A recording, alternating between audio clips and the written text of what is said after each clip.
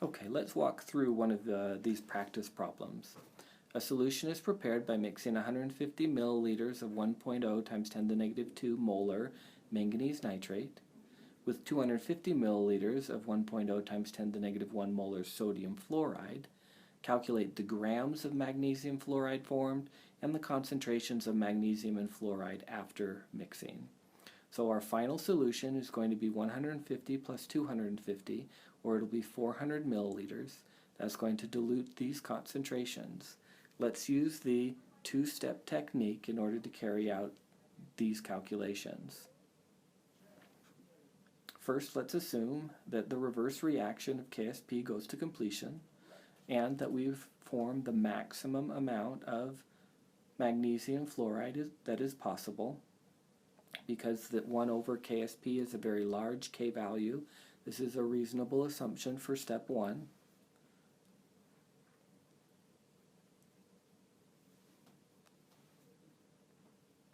Now let's identify the limiting reactant and how much of one reactant is in excess.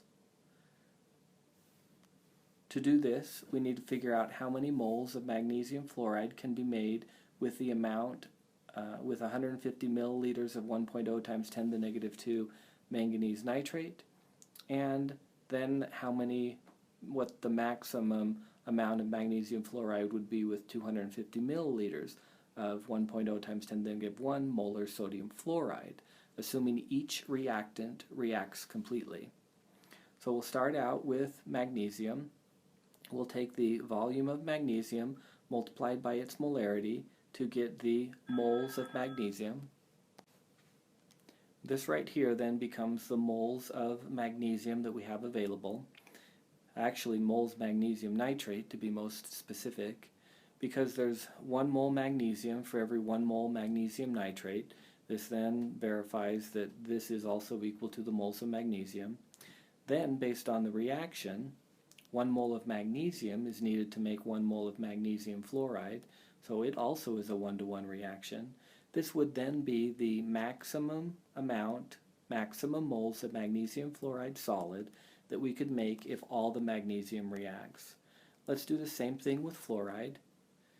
Volume multiplied by concentration gives us moles sodium fluoride. Because there's a 1-to-1 relationship between sodium fluoride and fluoride, then we have 1 mole fluoride for every 1 mole sodium fluoride. Then we look at the chemical reaction, and we need 2 moles fluoride for every 1 mole magnesium fluoride, so it's a 2-to-1 stoichiometry. This then becomes the maximum moles of magnesium fluoride solid that we can produce if all of the fluoride reacts. We compare these two values to see which one is smallest. This one is smallest, therefore this is the maximum moles of magnesium fluoride we can make when both of these are mixed. And magnesium would be our limiting reactant. And we would have fluoride in excess. So now we want to figure out how much fluoride is actually in excess. To do this, we'll first calculate the moles of fluoride that are consumed.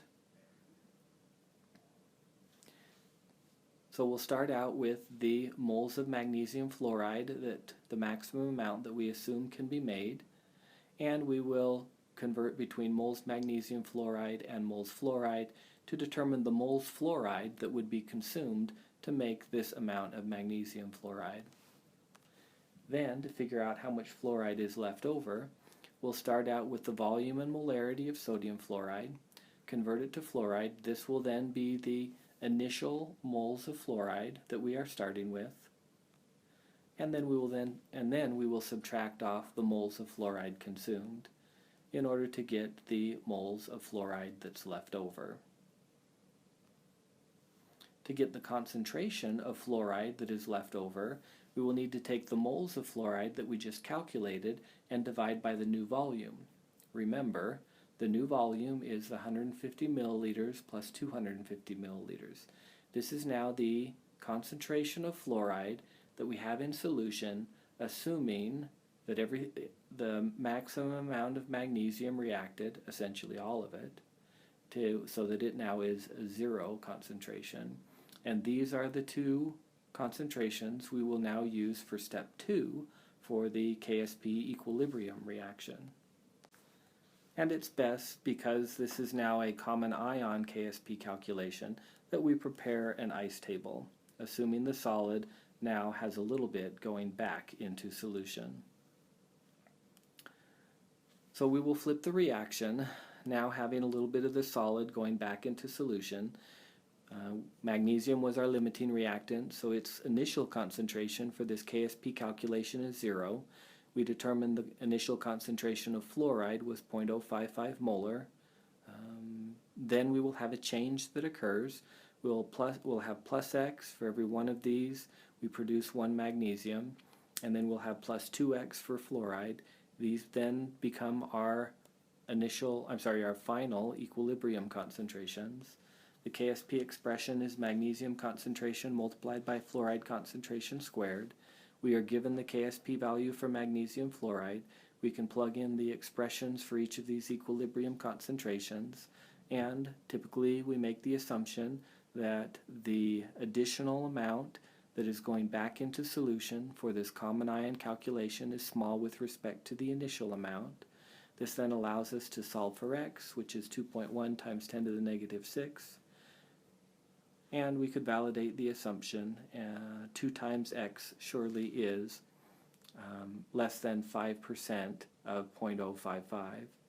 So the magnesium concentration is X, 2.1 times 10 to the negative 6, and the fluoride concentration is 0.055 plus 2X, or essentially 0.055 molar. So, based on an earlier calculation, because 0.0015 moles of magnesium fluoride were formed, all we need to do is convert that into grams using molar mass to answer the question, how many grams of magnesium fluoride were formed.